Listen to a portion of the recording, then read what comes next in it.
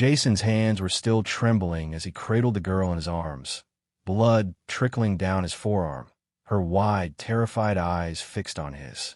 He'd fought men before. He'd been in deserts, in jungles, in back alleys overseas. But nothing prepared him for this moment. Saving a stranger's daughter in the dead of night, in a quiet American suburb, using skills he thought he'd buried with his uniform.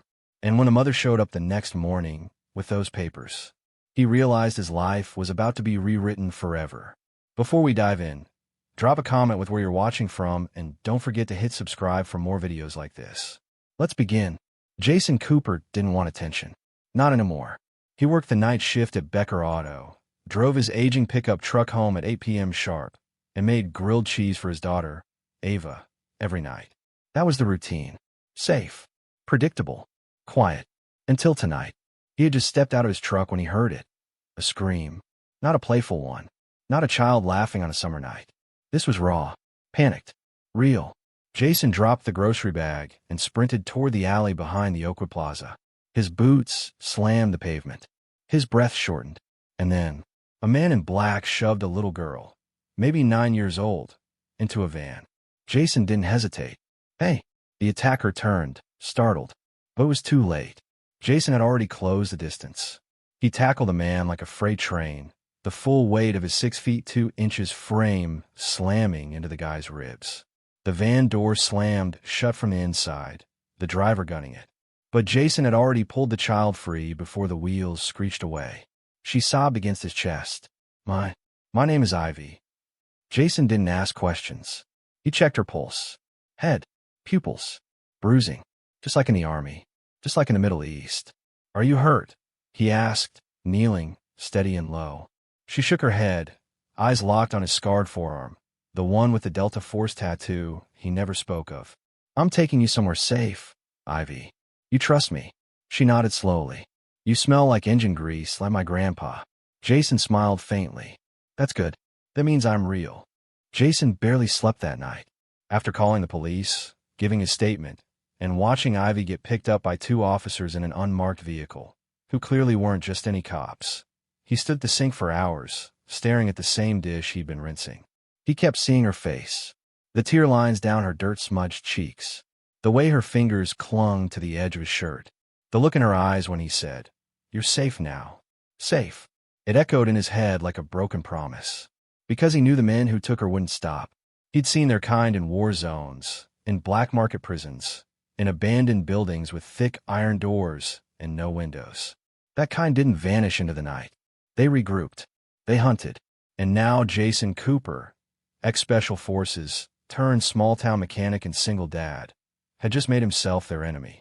The first rays of dawn streaked across the front porch when it happened. 3 sharp knocks. Jason's body reacted before his mind did. His fingers wrapped instinctively around the bat tucked behind the entryway dresser, and he swung the door open and froze. Standing there wasn't the police. It wasn't Ivy. It wasn't the man he decked last night. It was a woman in a slate-gray business suit with a blood-red scarf around her neck, her face the picture of exhaustion and determination.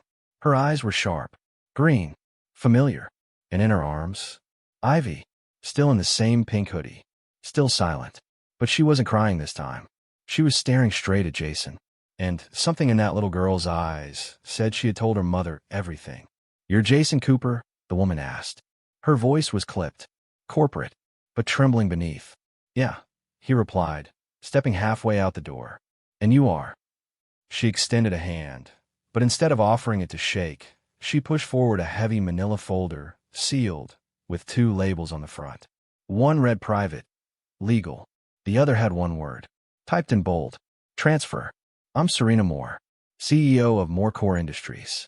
In this, she looked at her daughter and gently brushed Ivy's hair back from her forehead. "Is my child, who is alive today because of you." Jason blinked. She extended the folder again. "I need you to read this, and then we talk." Jason hesitated. "I'm not interested in publicity," he said quietly. "I don't want your money, and I don't want thanks. I just did what any decent human." "That's not what this is," she cut in. "Open it." He did. Inside were 3 documents. A full background clearance request signed by a federal agency he hadn't thought about in over a decade. a temporary guardian designation form, with Ivy's name written under child, and Jason Cooper written under emergency care provider. And finally a photo. An old, sun-washed photo. War-torn, faded. It was him, in uniform, standing beside a young woman in torn civilian clothes. A desert in the background. A dusty camp medical tent behind them. He hadn't seen it in years. Not since Fallujah.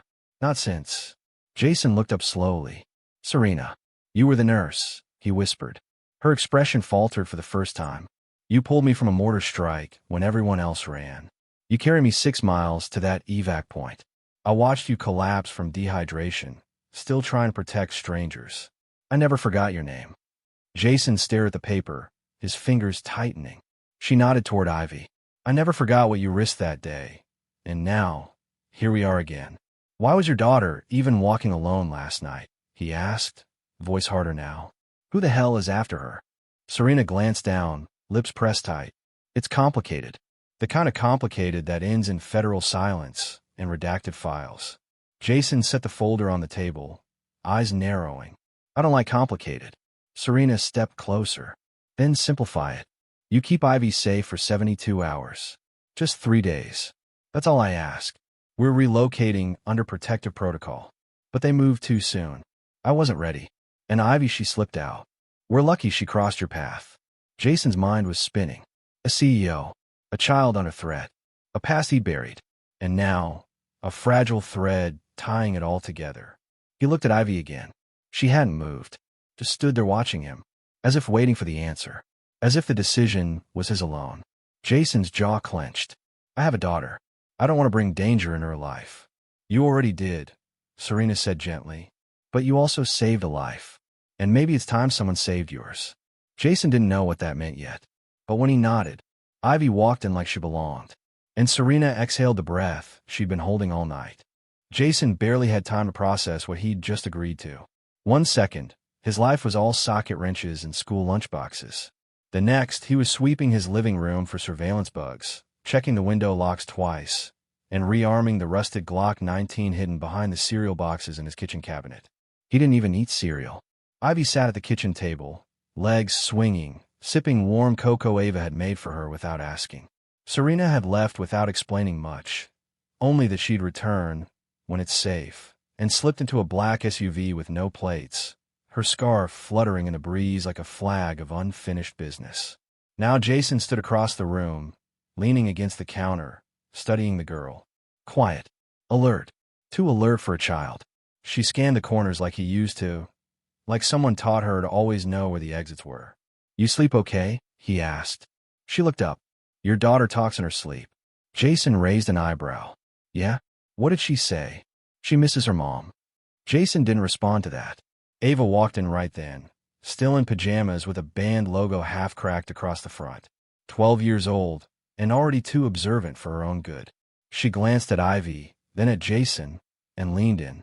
She's not just some random kid, is she? Jason gave her a look. The one that said, later. Ava shrugged, and went to pour cereal. But before she could, Jason's phone vibrated. Unknown number. He answered with caution. Yeah. A voice crackled on the other end. Male. Deep. Coded in something between threat and amusement. She wasn't supposed to live, Jason. Jason's blood ran cold. You're a hard man to find. But not impossible.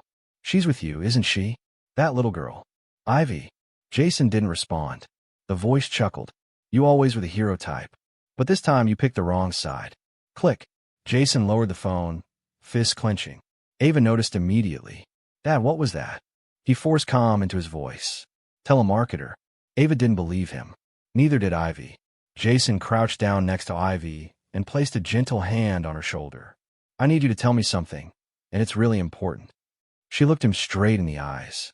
Who were those men? Her lower lip trembled, but she didn't cry. They took my nanny. Last month. We were supposed to go to the park, but instead, she drove somewhere weird. Then they showed up. They yelled at her. I hid. She screamed. And then, she trailed off, fingers clutching her mug too tightly. Jason knew better than to push. Instead, he stood and turned toward Ava. Get your shoes on. Now. Where are we going? She asked. Jason grabbed his keys. To Uncle Luke's cabin. Off-grid. Until I figure out who just called me and how they got my number. Ava's eyes widened. The one in the woods. Jason nodded. Pack warm. Don't ask questions. 2 hours later, they were on the highway.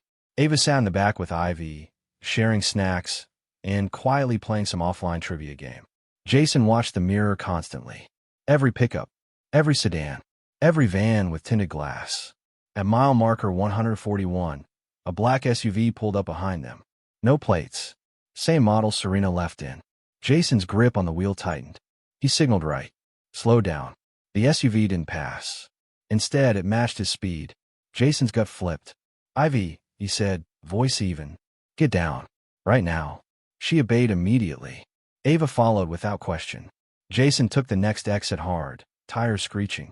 The SUV stayed close, closer than any civilian driver would. Hold on. He gunned it down a service road, dirt flying up around the tires, bumping hard over loose gravel and potholes. Trees blurred past. The SUV followed, until Jason veered suddenly down a narrow trail no modern vehicle could handle without scraping the undercarriage. The SUV stopped. Jason slid to a stop 100 feet into the woods, heart pounding. He killed the engine. Silence fell. Ivy looked up from the back seat, eyes wide. Was that them? Jason nodded once. Yeah, and they're getting closer. That night, as the cabin creaked under wind and quiet, Jason sat on the porch with a coffee mug and a loaded gun. Ava and Ivy were asleep inside, blankets piled high, fire crackling. He stared at the tree line, waiting, because if they came again, they wouldn't leave the same. By dawn, Jason had already set 4 perimeter traps using wire, fishing line, and makeshift chimes from old cabin tools and spare metal parts. This place, his brother Luke's cabin, was miles off the grid, with no electricity, no Wi-Fi, and no cell reception. Just wood, wildlife, and isolation. In any other circumstance, it would have been the perfect weekend getaway. But this wasn't about escaping. This was survival. Inside, Ava and Ivy were sitting by the fire with blankets wrapped tight around their shoulders. Ava was brushing Ivy's hair like they'd known each other for years, not just a day. Something about shared trauma makes kids click in a way adults never could. Jason stood at the window, watching for movement in the woods. Then Ivy said something that made him freeze. Jason, she murmured, voice almost too quiet to catch. They want something from my mom. Something she built, and she won't give it to them. Jason turned slowly. What do you mean? She glanced at Ava, then back at him. I don't know the full name, but they kept saying Valkyrie, like it's alive or something. Jason's stomach dropped. He knew that name. Valkyrie wasn't a machine. It was a defense AI prototype developed in a black-budget division under DARPA years ago, designed to learn, adapt, and make real-time wartime decisions autonomously. Highly controversial, untraceable, dangerous. He had only heard whispers of it during his last few years in uniform. And those whispers said one thing. If Valkyrie ever fell into the wrong hands, it could cripple governments. Jason knelt beside Ivy. Your mom created Valkyrie. She nodded slowly. She said it wasn't supposed to be used, just modeled. But then people from her company, men with power, found out what she built. Now they want to activate it. She said it could become the end of choice. Jason swallowed hard. He'd walked into a war he didn't even know was still being fought, and now had Ivy at the center. That evening, Jason stepped outside again, flashlight in hand, heading toward the tool shed 50 yards from the cabin. And that's when he saw it. Footprints. Fresh. Not his. Not Ava's. Boots. Heavy. Military grade. He turned just as the glint of metal caught his eye from the tree line. Too late. Crack. The tranquilizer dart pierced his neck. He staggered back, dropping the flashlight, vision blurring fast. His training screamed to stay upright, to fight through the haze, but the drug was fast. Within seconds, Jason collapsed. He came to inside the cabin, wrists zip-tied to a chair. Mouth dry, head pounding. Standing in front of him was a man Jason recognized instantly. Damien Cole, former Black Ops. Same division, same unit. Only Damien didn't walk away from war like Jason had. He ran toward it. Always knew I'd find you hiding in some shack, Damien muttered, circling him. Thought you could leave the game? Start flipping wrenches and playing single daddy. Jason's jaw tightened. What do you want, Damien? Damien crouched down, face inches away. Ivy. And the deactivation codes. You're going to give me both. Jason didn't flinch. And if I don't? Damien smiled. Then we take your daughter instead. Suddenly, boom, the back door exploded open. Flashbang.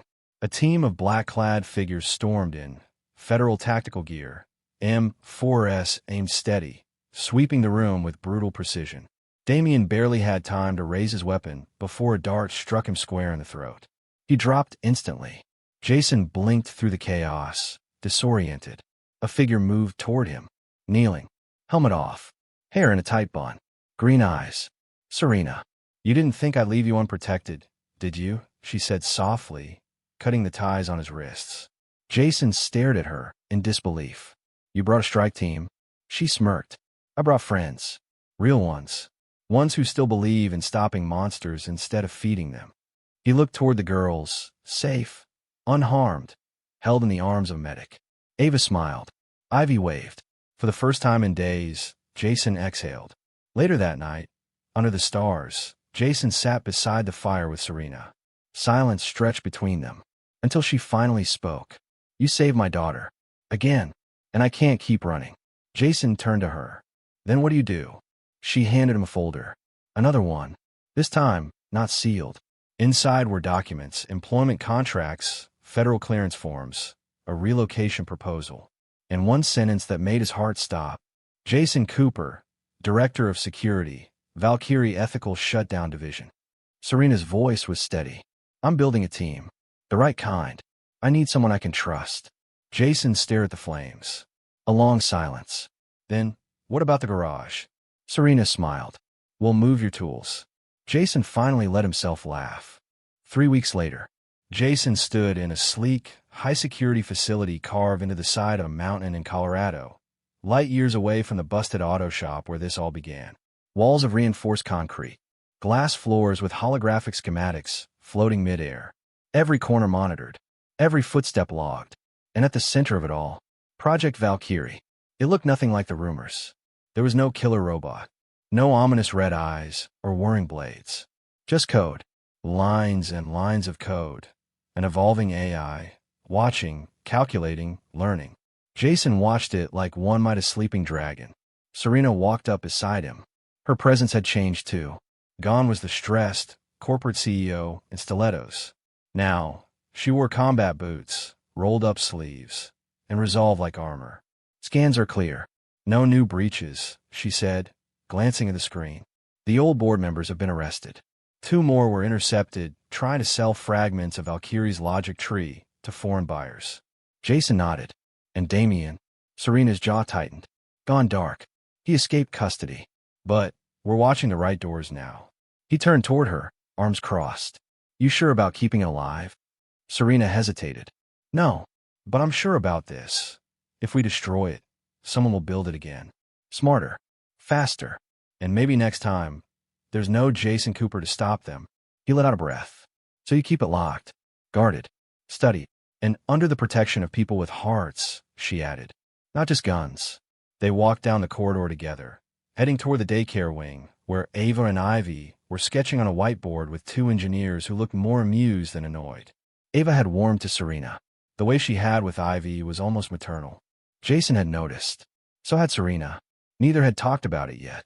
Not until now. Serena stopped walking. Ivy's been asking about you, she said. More than me. Jason raised an eyebrow. She's got better taste. Serena chuckled, then turned serious. Ivy doesn't trust people easily. But she told me. He doesn't look scared, Mom. Not even when he's scared. She wants to stay with you. At least part-time. Jason's throat tightened. You serious? I don't say things I don't mean, Jason. He looked through the glass again. Ava had Ivy in a headlock. Playful, harmless, and they were laughing. That kind of laugh you only hear when children feel safe. Split custody, he asked, between the single dad and the CEO who built an AI that nearly ended democracy. She smiled. We'll co-parent over mission briefs. Jason laughed, then grew quiet. There's something I didn't tell you, he said, voice low. That photo, the one from Fallujah. I kept a copy too, but I burned it when I left the military. Serena turned to him. What? Because I thought the man in that picture died there. That he didn't belong in the real world anymore. That man, He knew how to survive a war, but not a normal life. She nodded, understanding already settling in her eyes. And now, Jason looked through the glass one more time, at the two girls drawing with engineers, surrounded by safety, learning instead of hiding. Now I think he's back. And this time he wants to live. Epilogue, 7 months later. Jason and Ava were running late. Not because of danger, but because Ivy had insisted on wearing the pink dress Jason accidentally shrank in the dryer, and they'd spent 20 minutes trying to convince her she looked perfect anyway. The school auditorium was packed. It was Heroes Night, a school-wide celebration for community figures, protectors, and mentors. And Ivy had volunteered, without telling anyone, to speak. Jason sat in the third row, next to Serena, trying not to let his knee bounce. Ivy took the stage. She was small behind a microphone, but when she spoke, the room fell silent. I used to think heroes were like the movies, she began. Strong, loud, with capes or weapons.